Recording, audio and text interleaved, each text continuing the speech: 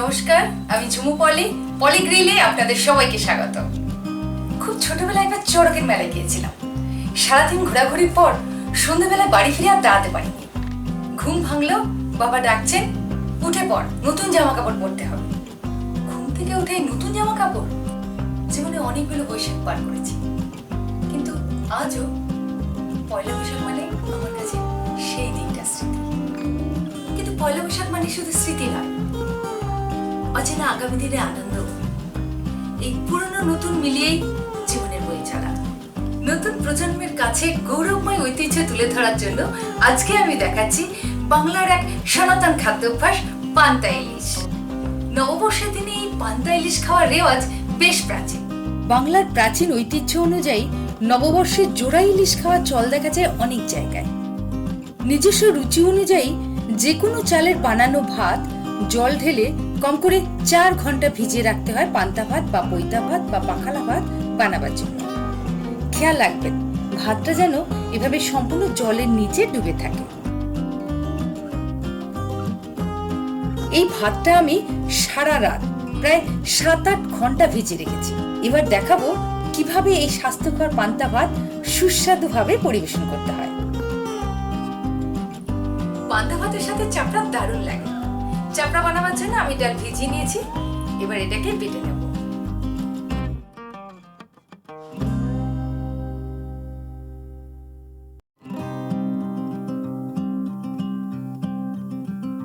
এই ডাল বাটার সঙ্গে মেশাবো 1 চিমটি বেকিং সোডা, 1/2 চামচ লবণ, কুচনো কাঁচা লঙ্কা, কুচনো পেঁয়াজ। ভালো করে ফেটিয়ে নিন। ফ্রাইং প্যানে 2 টেবিল চামচ সরষের তেল গরম করুন।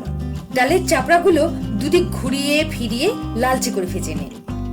প্রাচীন যুগে দিনে একবার রান্না করা হতো, তাই পান্তা ভাত খাওয়ার চল হয়েছিল, গবেষকরা বলছেন। সে যাই হোক, পরবর্তীকালে পান্তা ভাত মূলত গরিবদের খাদ্য হিসাবে দেখা হয়। এই প্রবাদ তার প্রমাণ। নুন আনতে পান্তা ফুরোয়। চাপড়াগুলো ভাজা হয়ে গেছে, প্যান থেকে এবার তুলে নেব।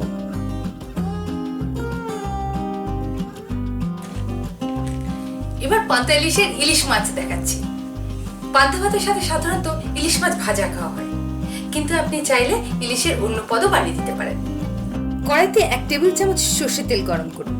নুন হলুদ মাখানো ইলিশ মাছগুলো প্যানে দিয়ে দিন।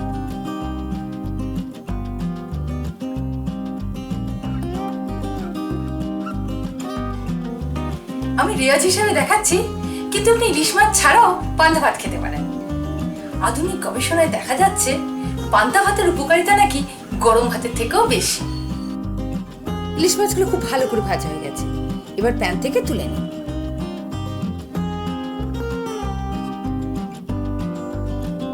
তেলে ভাজা শুকনো লঙ্কার গন্ধ ছাড়া পান্তা ভাত ঠিক জমেই না।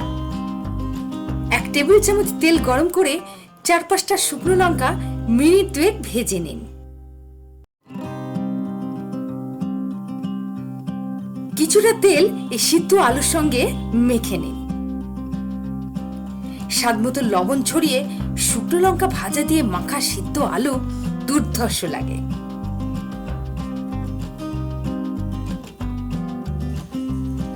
ব্যাস, প্রিপারেশন রেডি। এবার পান্তা ভাতের পরিবেশনের পালা।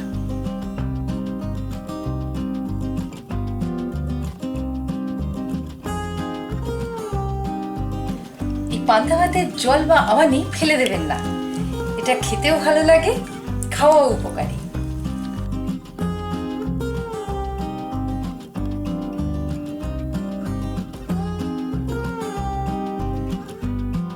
লঙ্কা, লেবু, নুন পান্তা ভাতের অনেক গুণ।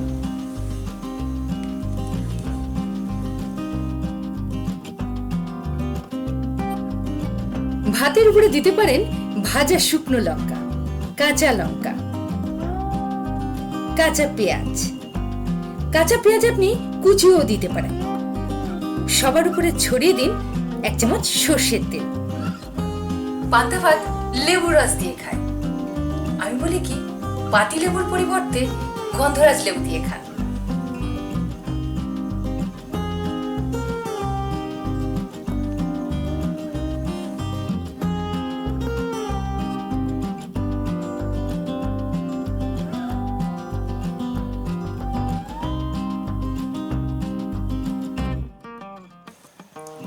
এ তো হলো পান্তা, এবার ইলিশ।